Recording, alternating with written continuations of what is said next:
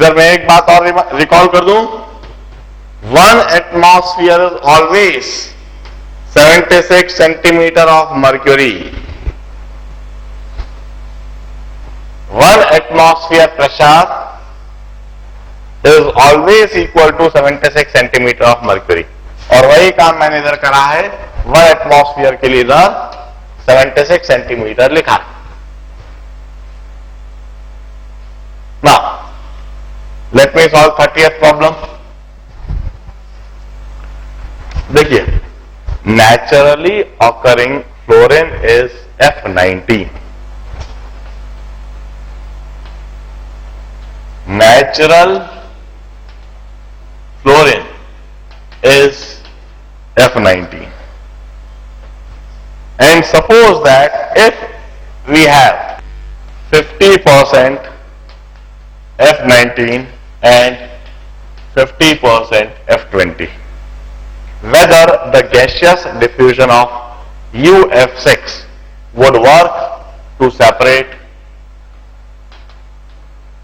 U-235 and uranium-238. Now,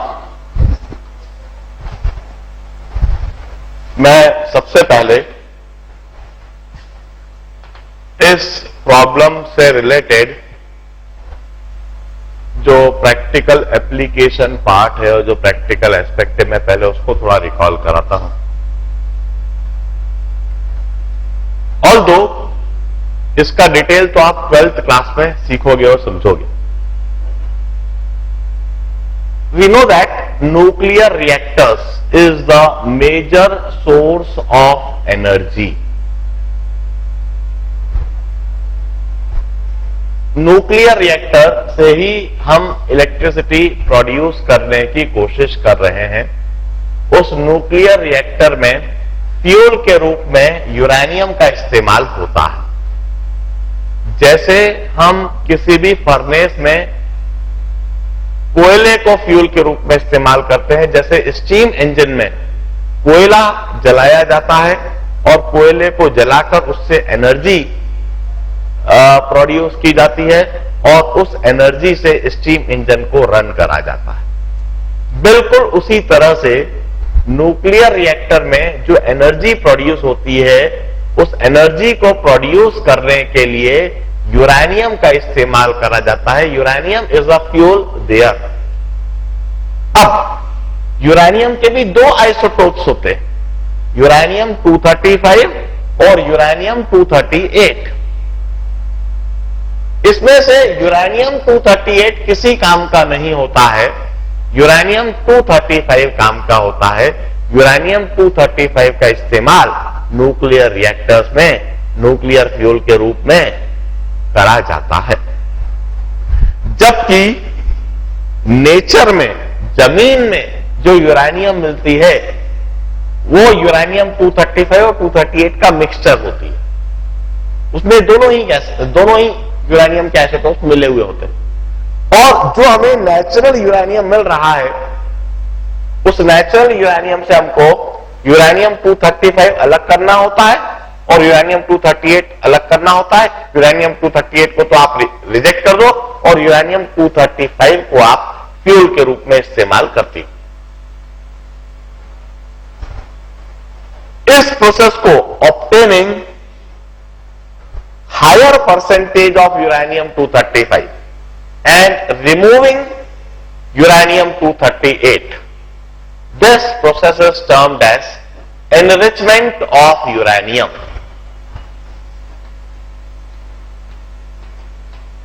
Enrichment of uranium 235.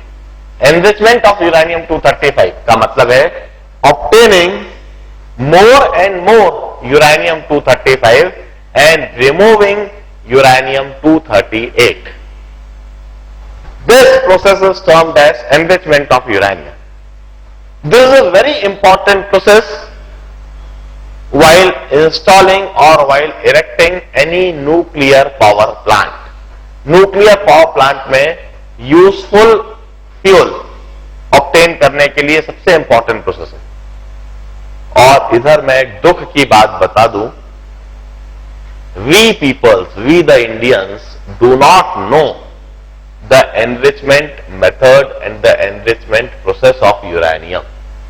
हमें uranium का enrichment process नहीं आता है। We do not know that technology. ये जो पर्टिकुलर टेक्नोलॉजी है, इस समय वर्ल्ड में सिर्फ 2 ही कंट्रीज के पास है। यूरेनियम को एनरिच करने की जो टेक्नोलॉजी है वो सिर्फ अमेरिका और रशिया ही जानते हैं, और सिर्फ यह दोनों, और कनाडा भी इस चीज को डेवलप कर चुका है। कनाडा, अमेरिका और रशिया, ये 3 कंट्री यूरेनियम का इस्तेमाल करते हैं उनके न्यूक्लियर रिएक्टर्स में, क्योंकि इनको यूरेनियम का एनरिचमेंट प्रोसेस आता है। While the complete Europe, they use thorium as nuclear fuel. पूरे यूरोप में थोरियम का इस्तेमाल होता है। While in India, we use plutonium as a nuclear fuel. हम लोग प्लूटोनियम का इस्तेमाल करते हैं। ढेर सारे फैक्ट हैं, आगे जाके हम इन बातों को भी जानेंगे कि ऐसा क्यों है। अभी तो हम सिर्फ उस एनरिचमेंट प्रोसेस की बात कर रहे हैं कि एनरिचमेंट प्रोसेस कैसे करा जाता है। इस यूरेनियम को फ्लोरीन से रिएक्ट करा दिया जाता है। यूरेनियम को जब हम फ्लोरीन से रिएक्ट कराते हैं तो वहां UF6 ये एक कंपाउंड बनता है जो कि गैसियस कंपाउंड है। UF6 ये एक कंपाउंड बनेगा और ये गैसियस कंपाउंड है, और इस गैसियस कंपाउंड के डिफ्यूजन प्रोसेस के द्वारा हम यूरेनियम 235 और यूरेनियम 238 को सेपरेट करेंगे। हम अच्छी तरह से जानते हैं 235 वाला आइसोटोप जो है वो हल्का होएगा और 238 वाला आइसोटोप भारी होएगा। 2 गैस बनेगी, एक तो uranium 235F6 and uranium 238F6। और हम यह बात भी अच्छी तरह से जानते हैं, rate of diffusion is inversely proportional to square root of molecular wait.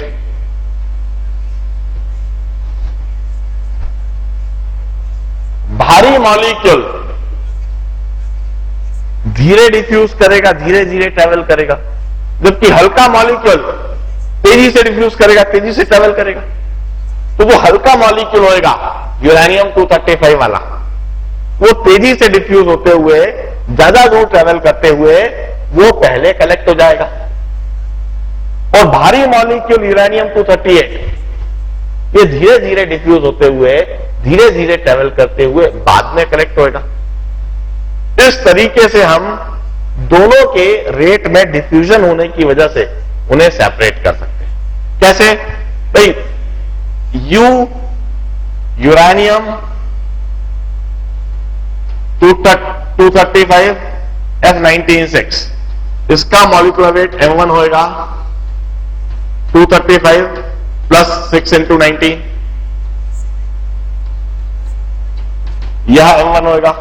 क्या इसी समय M1 कैलकुलेट करके मुझे बता देंगे? इसी तरह से यूरेनियम 238 F619, इसका मॉलिक्यूलर वेट M2 होएगा 238 प्लस 6 into 19, इसका मॉलिक्यूलर वेट M2 कैलकुलेट करके बता दीजिए जरा। somebody please tell me 235 plus 6 into 19। क्या मैं ही करूं? I have got calculator with me. 6 into 19 is equal to this plus 235, ये हुआ 349, और ये हुआ 352। दोनों के मॉलिक्यूलर वेट में डिफरेंस है। मॉलिक्यूलर वेट में डिफरेंस होने की वजह से रेट ऑफ डिफ्यूजन में डिफरेंस होएगा। ये हल्का मॉलिक्यूल है, so it would undergo fast diffusion,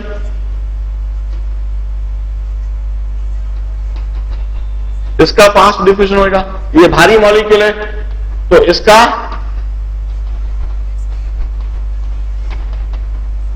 slow diffusion होएगा। दोनों के रेट ऑफ डिफ्यूजन में डिफरेंस होने की वजह से they would easily get separated. Hence, they would be separated by diffusion methods.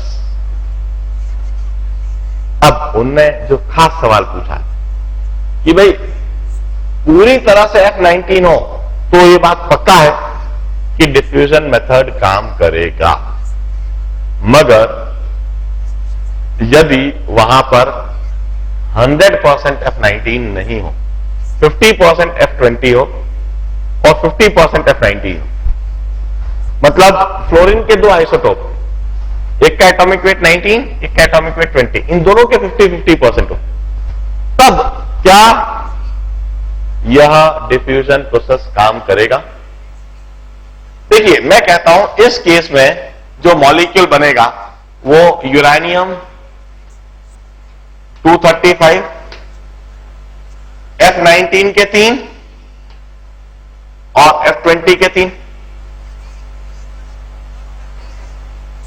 इस केस में इसका मॉलिक्यूलर वेट होगा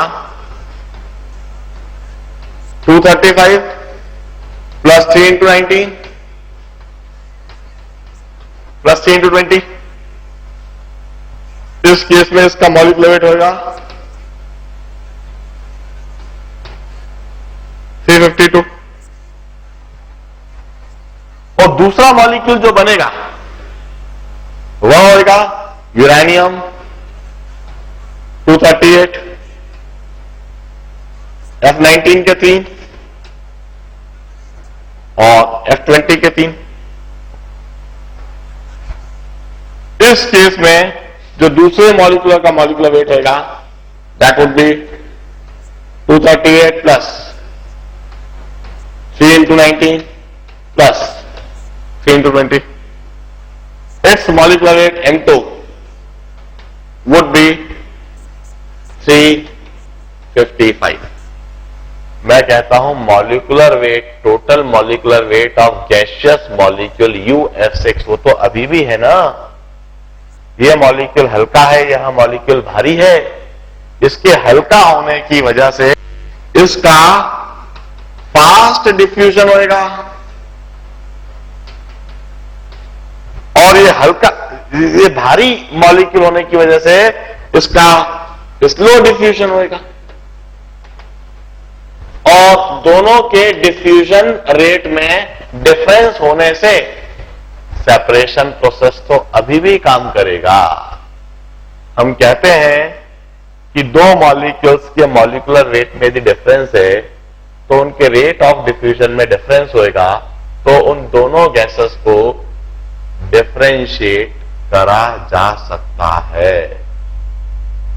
इनफैक्ट इसी मेथड के द्वारा गैसेस को सेपरेट करा जाता है और इससे हमने यूरेनियम 235 और 238 के आइसोटोप्स को भी सेपरेट कर लिया। ये वही एलिमेंट है जिसका इस्तेमाल हमें न्यूक्लियर रिएक्टर्स में ऐसा न्यूक्लियर फ्यूल करना है। बड़े ध्यान से इस बात को समझ लीजिए। अब मैं डीपीएस थर्ड का डिस्कशन चालू करवाऊंगा।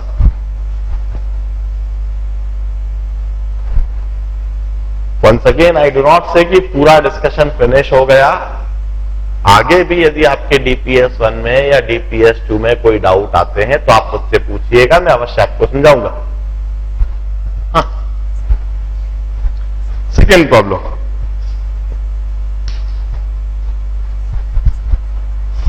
Oxygen has a density of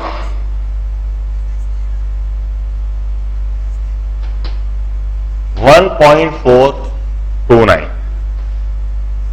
gram per liter for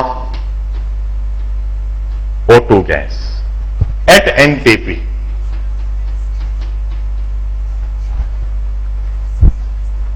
Calculate RMS velocity, average velocity and most probable velocity. इसमें हमें RMS velocity, average velocity और मोस्ट प्रोबेबल वेलोसिटी बतानी है। देखिए, वैसे तो ऑक्सीजन के लिए यह जो वैल्यू पूछी हुई है इसके लिए we do not need the information of density, हम बिना डेंसिटी के भी इसको निकाल सकते थे, मगर मैं डेंसिटी के द्वारा भी इस चीज को सॉल्व करके दिखाऊंगा और डायरेक्ट एक्सप्रेशन जो है वह भी सिखाऊंगा। देखिए, Vrms is under root 3RT/m,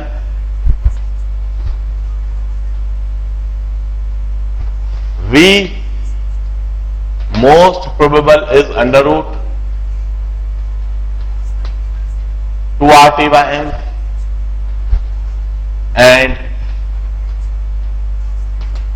V average is under root 8RT/m.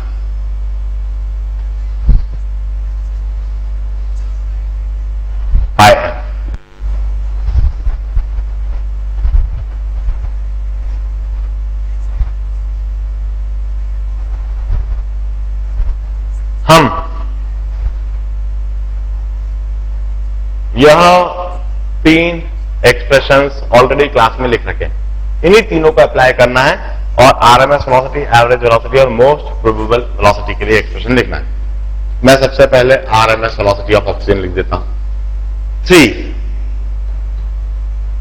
हमें वेलोसिटी हमेशा मीटर्स पर सेकेंड में एसआई सिस्टम में डिटरमाइन करनी है, तो सारा डेटा हम एसआई सिस्टम में ही सब्स्टिट्यूट करेंगे। आर की वैल्यू एसआई सिस्टम में होती है 8.31 और टेम्परेचर एनटीपी पर 273 केल्विन।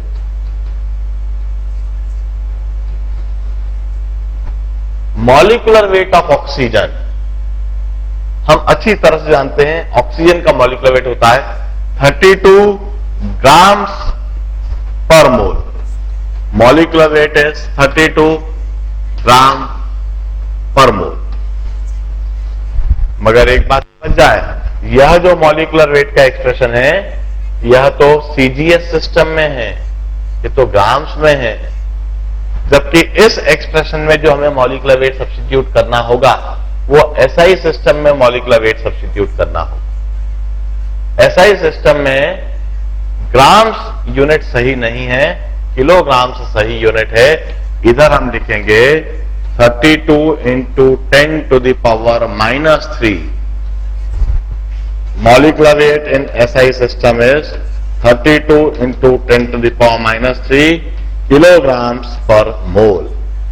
यह मॉलिक्यूलर वेट की वैल्यू सब्स्टिट्यूट नहीं की जाएगी, यह मॉलिक्यूलर वेट की वैल्यू सब्स्टिट्यूट की जाएगी। इससे जो वेलोसिटी आएगी उसकी यूनिट होगी मीटर्स पर second. This is the RMS velocity of oxygen. Then, most probable velocity of oxygen is under root 2RT/m. तो इधर हम 2 रखेंगे, R की जगह पर 8.31, T की जगह पर 273 और मॉलिक्यूलर वेट की जगह पर once again 32 into 10 to the power -3 and once again the unit would be meters per second. सबसे इंपॉर्टेंट बात जो इधर है कि मॉलिक्यूलर वेट ऑफ ऑक्सीजन किस वैल्यू में, किस यूनिट में सब्स्टिट्यूट करना है, यह बात ध्यान से देख लीजिए। आपका आंसर मैच सिर्फ इसलिए नहीं करा होगा क्योंकि आपने मॉलिक्यूलर वेट 32 ग्राम्स लिख दिया होगा, इस वजह से आपका आंसर मैच नहीं करा होगा। उसको किलोग्राम्स में लिखते, 32 into 10 to the power -3 लिखते तो आपका आंसर डेफिनेटली सही मैच कर जाता। एवरेज की जगह पर 8RT/पाई की जगह पर 3.14 और मॉलिक्यूलर वेट की जगह पर 32 into 10 to the power -3। बिल्कुल, एक और बात बताता हूं भाई, हमने यह एक्सप्रेशन क्लास में लिख रखे हैं, सिर्फ उनको सीधा सीधा लगाना है हमको।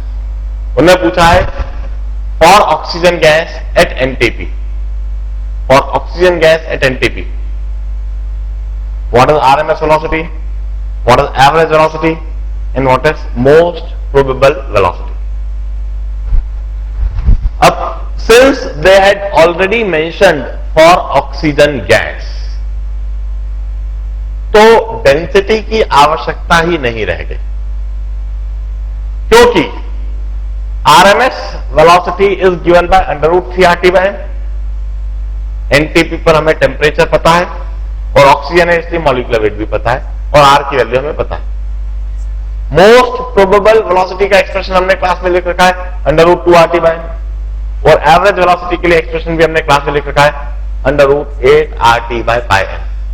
मैंने कह रखा है कि इन सभी एक्सप्रेशंस के डेरिवेशंस देखने की कोई आवश्यकता नहीं है. Their derivations are beyond our scope.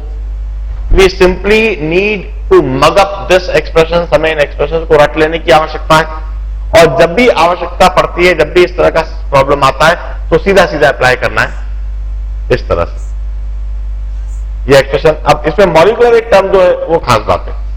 हम वेलोसिटी हमेशा एसआई सिस्टम में मतलब मीटर्स पर सेकेंड में चाहते हैं. यदि हम वेलोसिटी एसआई सिस्टम में मीटर्स पर सेकेंड में चाहते हैं तो सारे वैल्यूज को, सारे डेटा को हमको एसआई सिस्टम में ही सब्स्टिट्यूट करना होगा. सी की जगह 3 रखा, आर की जगह, आर की वैल्यू एसआई सिस्टम में होती है 8.31, टेम्परेचर केल्विन में. अब मॉलिक्यूलर वेट सबसे इंपॉर्टेंट. मॉलिक्यूलर वेट ऑक्सीजन का होता है 32 ग्राम पर मोल, मगर यह जो मॉलिक्यूलर वेट ऑक्सीजन का है यह सीजीएस सिस्टम में है. ग्राम एक सीजीएस यूनिट है. हमें इसे ऐसा यूनिट में कन्वर्ट होगा, ग्राम को किलोग्राम में कन्वर्ट करना होगा. किलोग्राम में कन्वर्ट करेंगे तो 32 इंटू 10⁻³ किलोग्राम पर मोल. बस यही सब्स्टिट्यूट कर दिया मॉलिक्यूलर वेट की जगह 32 इंटू 10⁻³ और इस तरह से सारी वैल्यूज मीटर्स पर सेकेंड में आ गई. अब मैं इसी प्रॉब्लम का एक मॉडिफिकेशन बताता हूं. मान लीजिए उनने ऑक्सीजन गैस मेंशन नहीं करी होती और यह लिख दिया होता for a gas at NTP density is this. अब डेंसिटी इंपॉर्टेंट डेटा हो गई है.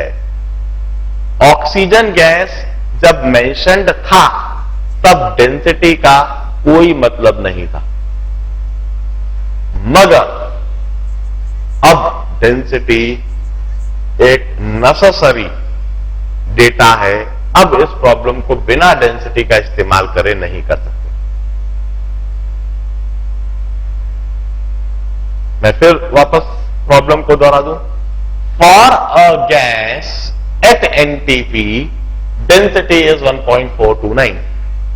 Then tell me what is the RMS velocity or what is the average velocity or what is the most probable velocity. यह problem. Although हम जानते हैं RMS velocity का यह एक्सप्रेशन है, हम जानते हैं मोस्ट प्रोबेबल वेलोसिटी का यह एक्सप्रेशन है, मगर और एवरेज वेलोसिटी का एक्सप्रेशन भी जानते हैं, मगर अब इस एक्सप्रेशन को हम डायरेक्टली अप्लाई नहीं कर सकते. हम इस एक्सप्रेशन को डायरेक्टली अप्लाई क्यों नहीं कर सकते? क्योंकि हमें मॉलिक्यूलर वेट कहां पता है. मॉलिक्यूलर वेट हमें इसलिए नहीं पता है क्योंकि हम गैस जानते ही नहीं है. ये गैस ऑक्सीजन भी हो सकती है, नाइट्रोजन भी हो सकती है, कार्बन डाइऑक्साइड भी हो सकती है, हाइड्रोजन भी हो सकती है, हीलियम भी हो सकती है, कुछ भी गैस हो सकती है. अब तो हमें मॉलिक्यूलर वेट नहीं पता है और मॉलिक्यूलर वेट नहीं पता है इसलिए हम इन एक्सप्रेशंस को डायरेक्टली अब अप्लाई नहीं कर सकते. हमें इस डेंसिटी का उपयोग करना ही होगा और इस डेंसिटी का उपयोग करके हम पहले मॉलिक्यूलर वेट डिटरमाइन करेंगे. अब मॉलिक्यूलर वेट हम कैसे डिटरमाइन करेंगे? मॉलिक्यूलर वेट डिटरमाइन करने के लिए हम एनटीपी पर एवोगैड्रोस हाइपोथेसिस का कंसेप्ट लगाएंगे. इस गैस का एनटीपी पर Avogadro's hypothesis. What do Avogadro's hypothesis says?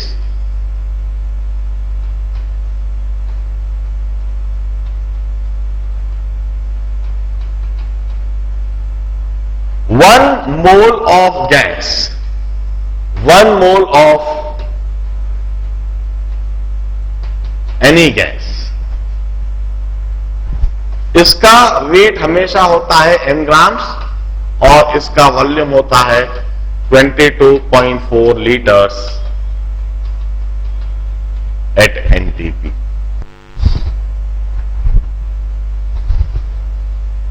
यह Avogadro's hypothesis.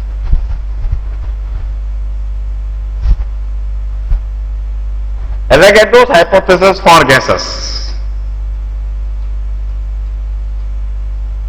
It says that एक मोल हम कोई से भी गैस का लें, यदि हम एक मोल कोई से भी गैस का लेते हैं तो उसका वजन होएगा n grams and it would always occupy 22.4 litres at NTP. This is the Avogadro's hypothesis. अब इससे मॉलिक्यूलर वेट निकाल लेंगे।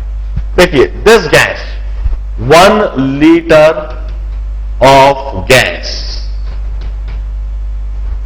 Is 1.429 grams. 1 लीटर जब हम इस गैस का लेते हैं तो 1.429 ग्राम्स है। यदि हमने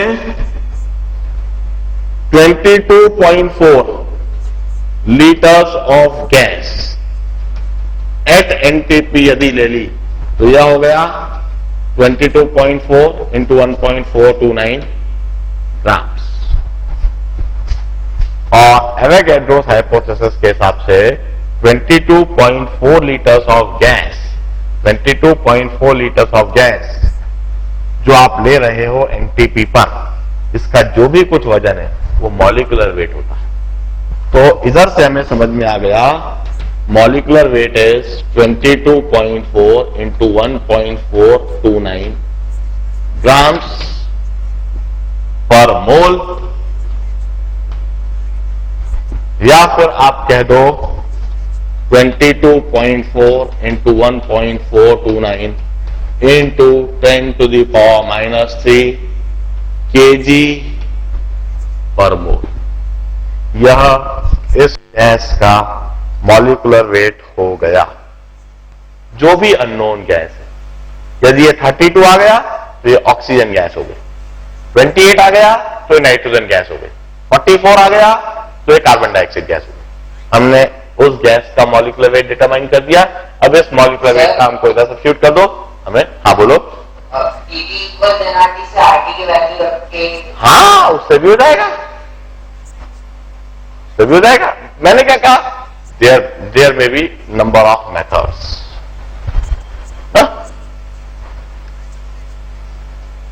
अब let us solve 13th problem now. अब 13th प्रॉब्लम करते हैं।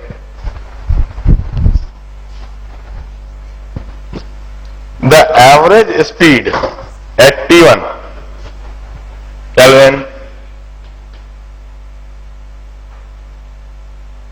and the most probable speed at T2 Kelvin is for average speed is for most probable speed. It's 9 into 10 to the power 4 centimeters per second, and it's also 9 into 10 to the power 4 centimeters per second for CO2. Calculate the value of T1 and T2.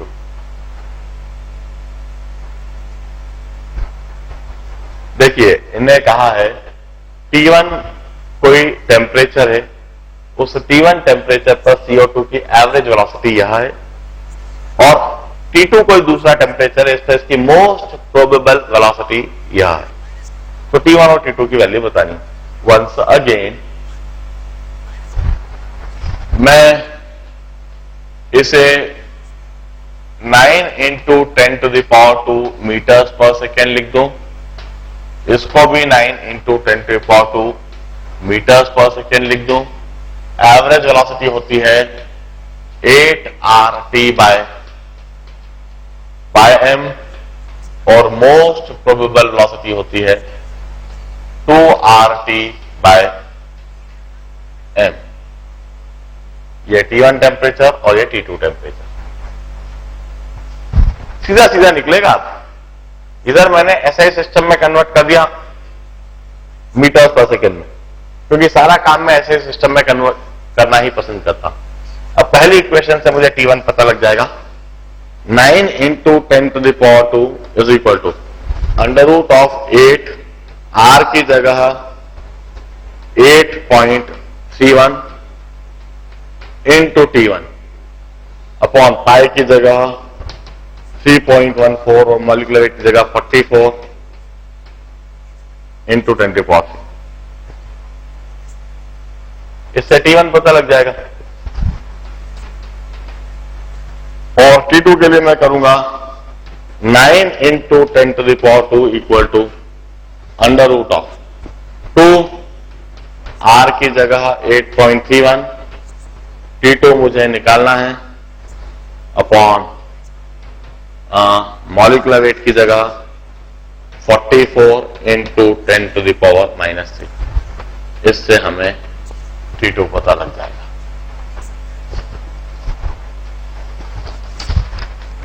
आज के दिन में यहीं तक करता हूं। This problem onward मैं DPS3 मेरे परसों के लेक्चर में फर्दर कंटिन्यू कराता हूं। परसों के लेक्चर में मैं DPS3 को फिनिश कर दूंगा। आई विल गिव अ कॉल कि DPS1 में कोई भी डाउट किसी के भी बचे हुए हैं तो वो रेस कर सकेगा। And then once again I will give a call for DPS2। तो कोई से भी डाउट, पहले DPS3 हम पूरी तरह से फिनिश कर देंगे डिस्कशन, फिर DPS1 का कोई सा भी डाउट बचा हुआ वो आप पूछ सकोगे, DPS2 का कोई सा भी डाउट बचा हुआ है वो पूछ सकोगे। परसों मैं गैसियस स्टेट को पूरी तरह से फिनिश डिक्लेयर कर दूंगा। आज के दिन इतना ही कराता हूं। Meet you day after tomorrow. Good bye, good night, bye care.